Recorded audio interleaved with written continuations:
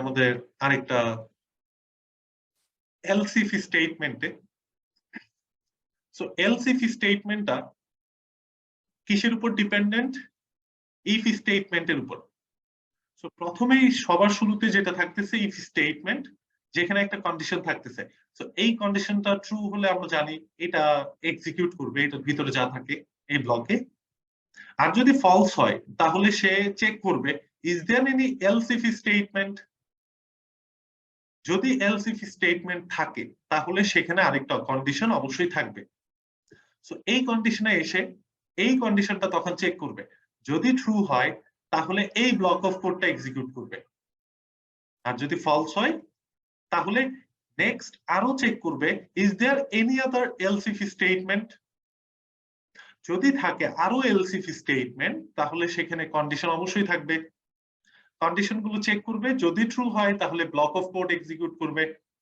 আর যদি ফলস হয় সে চেক করবে আর কোনো এলস ইফ স্টেটমেন্ট আছে নাকি।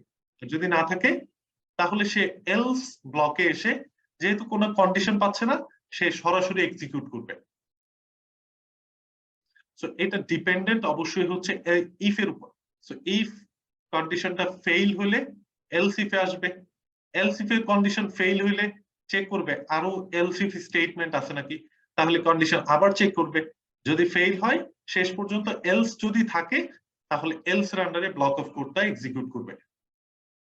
এখন যদি একটু প্র্যাকটিক্যাল এক্সাম্পল দেখি, লাইক এখানে ধরে নাও ইফ এর পরে আরেকটা এলস ইফ স্টেটমেন্ট আছে, এলস ইফ, এবং এখানে ভিতরে একটা কন্ডিশন থাকবে।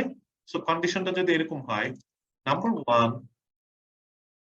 number 1 is less than number 2, যদি এরকম হয় তাহলে আমরা বলতেছি কি একটা স্টেটমেন্ট প্রিন্ট করবে। তাহলে স্টেটমেন্টটা কেমন হতে পারে, আমি এটাকে আবার কপি করি, copy paste it here. So এখানে বললাম number 1 is less than number 2। এখন তাহলে একটু আমরা 11 নম্বর লাইনে আবার পয়েন্টার সেট করব। 11 নম্বর লাইন চ্যাট ডিবাগ।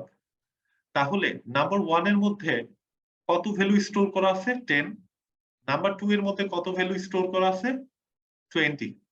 সো প্রথমে এই কন্ডিশনটা চেক করতেছে, তাহলে কন্ডিশনের এখানে আমরা কি পাচ্ছি 10 equal 20। So it's false, right? False.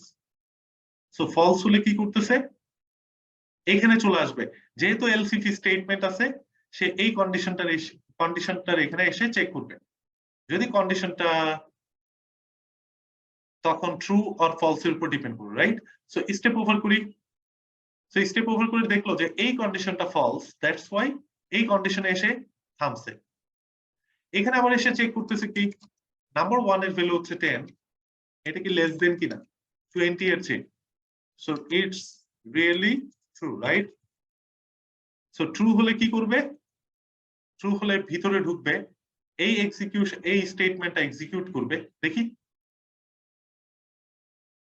So ভিতরে ঢুকলো, রাইট? সো ভিতরে ঢুকে এটা প্রিন্ট আউট করবে। সো প্রিন্ট আউট করার পর সে কিন্তু আর কোনো এলস স্টেটমেন্টও যাবে না, আর কোনো স্টেটমেন্টে যাবে না, কোনো কন্ডিশন আর চেক করবে না। সো স্টেপ ওভার করি, সে কিন্তু এই লাইনে চলে আসছে। ওকে, সো এই লাইনে আসার পর কি হচ্ছে, আবার স্টেপ ওভার করি, সে কিন্তু ফাইনালি এখানে চলে আসছে, এলসি কিন্তু আর আসেই নাই। তার মানে কোনো একটা ব্লক যদি এক্সিকিউট করতে পারে তাহলে কিন্তু আর কোনো কন্ডিশন বা আর কোনো স্টেটমেন্টের কাছে যাবে না। এখন যদি আরো একটা এলস স্টেটমেন্ট থাকতো, লাইক এলস ইফ, সো এখানে বললাম number 1 is greater than number 2, এবং এই কন্ডিশনটা যদি ট্রু হয় তাহলে আমি বললাম এই লাইনটাকে বলি কপি পেস্ট। সো এখানে আমি যদি এরকম বলি যে number 1 is greater than number 2, তো একটু ভ্যালুটা চেঞ্জ করে দিই, like 20 and then this one is 10. So terminate, then again debug. So 11 number line থেকে হচ্ছে debug pointer স্টার্ট হলো। তাহলে নাম্বার 1 এর মধ্যে ভ্যালু কত 20 and নাম্বার 2 এর মধ্যে ভ্যালু কত 10। সো এখানে চেক করতেছি কিভাবে, এরভাবে 20 is equal to 10, so it's false, right? So এটা যদি ফলস হয় সে কখনোই এখানে আসবে না। কোথায় আসবে? এই কন্ডিশনে।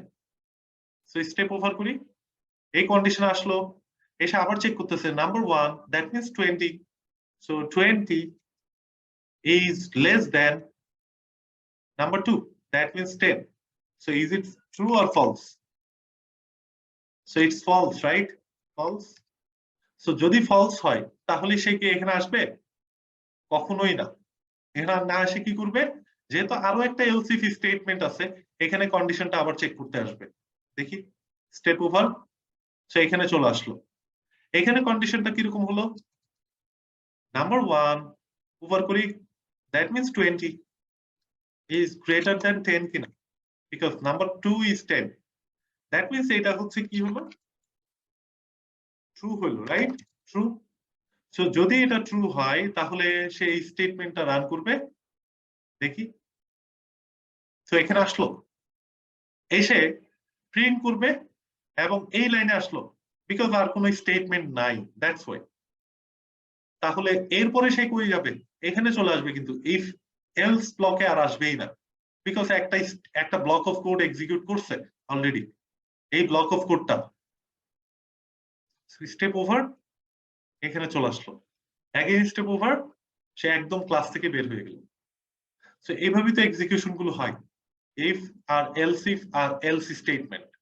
সো এগুলো যদি আমরা বুঝে থাকি তাহলে আমরা অবশ্যই টার্নারি অপারেটরও বুঝতে পারবো। সো টার্নারি অপারেটর হচ্ছে এমন একটা অপারেটর যেটা হচ্ছে আসলে তিনটা অপারেন্ড নিয়ে কাজ করে। তিনটা অপারেন্ড, দ্যাট মিন্স হচ্ছে যেমন আমি যদি একটু সিনট্যাক্সটা প্রথমে একটু খেয়াল করি, সিনট্যাক্স গুলো কিরকম হয়, like if else then else if statement গুলো যেভাবে কাজ করে, এই টার্নারি অপারেটর গুলো সেম ভাবে কাজ করে। যেমন শুরুতে একটা কন্ডিশন থাকে, সো এই কন্ডিশনটা আমরা বেসিক্যালি ধরে নিব এটা একটা ইফ কন্ডিশন, ইফ স্টেটমেন্টের একটা কন্ডিশন। সো এই কন্ডিশনটা যদি ট্রু হয় তাহলে সেই কোয়েশ্চেন মার্কের পরে যে এক্সপ্রেশনটা থাকবে সেটা সে রান করবে বা এক্সিকিউট করবে।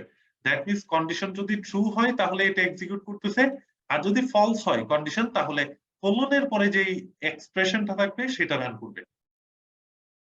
একটু যদি দেখি এটা আসলে কিসের মতো কাজ করে, আমি যদি এই ব্লক অফ কোডটাকে একটু কপি করে আবার বসাই নিচে, এখান থেকে জাস্ট আমি এলস পার্টটুকু রিমুভ করব, তাহলে এখানে আছে কি ইফ আর এলস, ওকে, আর উপরের পার্টটুকু আমি হচ্ছে কমেন্ট করে রাখবো, কন্ট্রোল স্ল্যাশ, ওকে।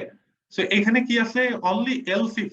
তো দুইটা স্টেটমেন্টের জন্য যদি আমি সেম ভাবে টার্নারি অপারেটরটা অ্যাপ্লাই করতে চাই, কিরকম হবে, so there is a condition in if statement, so copy this and paste it. So if this condition is true, then it should execute after a question operator. যদি আমি after question operator এটা provide করি, like copy this and paste it, তাহলে সে হচ্ছে এই স্টেটমেন্টটা run করবে। এরপর যদি আমি আবার কোলন দেই, কোলন দিয়ে বললাম কি যদি এই কন্ডিশনটা ফলস হয় তাহলে কি রান করবে, তাহলে কোলনের পরে যেটা থাকবে সেটা রান হবে। তার মানে ফলস হলে তার মানে কি এলস স্টেটমেন্টে যা থাকবে সেটা রান করবে। So copy and then paste. So এইটা আসলে একটা লাইক আমরা যদি একটা কন্ডিশন একটা এক্সপ্রেশন দেখি, যেমন এখানে n1 হচ্ছে 5, n2 হচ্ছে 10। সো এখানে আমি মেইনলি এখানে কন্ডিশন অ্যাপ্লাই করে সেটা চেক করতেছি যে এর কোনটা বড় কোনটা ছোট। সো ওইটাও তো ওরকম কিছু লজিক্যাল কন্ডিশন। এখন যদি আমরা এটাকে যেমন টার্নারি অপারেটরে ডিভাইড করছি, লাইক যখন এই কন্ডিশনটা ট্রু হবে তখন এটা হবে, আর যখন কন্ডিশনটা ফলস হবে তখন এটা হবে। তার মানে এই যে ডিসিশনটা মেক করতেছে এটা আসলে কি ধরনের একটা টাইপ সেটার উপরে কিন্তু ডিপেন্ড করে অনেক কিছু। এটাকে যদি আমি এরকম বলতাম, like here is the expression, right? So আমি প্রিন্ট স্টেটমেন্টটা সরাই দিলাম, সরাই আমি শুধুমাত্র একটা স্ট্রিং ভ্যালুর মধ্যে রাখলাম। So that's it string, right? That's it string, এতটুকু। অথবা আমি একটু ভুল লিখছি, এইটাকে আমার square number 1 is equal to number 2 and that should be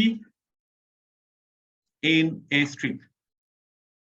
Okay, and এইটুকুও যদি আমি রিমুভ করি, number 1 is equal to number 2. Okay, so এইটুক যদি একটা স্ট্রিং হয় তাহলে আমি সেটা সেভ করতে পারি একটা স্ট্রিং টাইপের ভ্যারিয়েবলে, লাইক রেজাল্ট। সো এটা আসলে কি হলো ঘটনাটা, যখন কন্ডিশনটা ট্রু হবে তখন একটা স্ট্রিং জেনারেট হচ্ছে, তাই না? আবার যখন কন্ডিশনটা ফলস হয় তখন আরেকটা স্ট্রিং জেনারেট হয়। সো এই স্ট্রিংটা আসলে আমি সেভ করতে পারি একটা ভ্যারিয়েবলের মধ্যে। এখন যদি এই ভ্যারিয়েবলটা প্রিন্ট করি, লাইক রেজাল্ট, সো এইটা আমি কমেন্ট করে রাখতেছি, রান করি, তাহলে সে প্রথমে ফলস প্রিন্ট করতেছে এইটার জন্য, এই লাইনটার জন্য। এটাকেও যদি কমেন্ট করে দিই, run, so it should print this one now.